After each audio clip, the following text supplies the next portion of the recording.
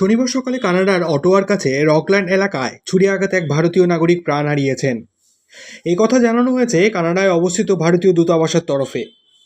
এই ঘটনায় সন্দেহভাজন এক হামলাকারীকে আটকও করেছে পুলিশ। এই হামলা সম্পর্কে এখনও বিস্তারিত তথ্য পায়নি ভারতীয় দূতাবাস। তবে নিহতের পরিবারকে সম্ভাব্য সমস্ত সহায়তার আশ্বাস দিয়েছে তারা।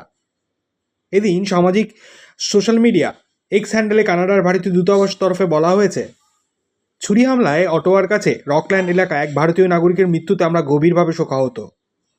সন্দেহভাজন একজনকে আটকও করা হয়েছে বলে জানিয়েছে পুলিশ।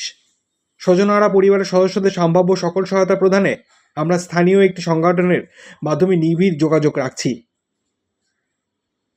শনিবার সকালে ক্লরেন্স রকল্যান্ড এলাকায় এক ব্যক্তির মৃত্যু ও একজনকে গ্রেপ্তারের খবর প্রকাশিত হয়েছে কানাডার একাধিক সংবাদ মাধ্যমে। ভারতীয় দূতাবাসের উল্লেখিত ঘটনা এটি কিনা সে সম্পর্কে এখনও নিশ্চিত হওয়া যায়নি। এদিকে সকাল সকাল খুনের ঘটনায় চাঞ্চল্য ছড়িয়েছে রকল্যান্ডে। ইতিমধ্যে বিশাল পুলিশ বাহিনী ঘটনাস্থলে হাজির হয়েছে। আরও পুলিশ দেখা যেতে পারে বলে ওই এলাকার বাসিন্দারা সতর্ক করেছে প্রশাসন।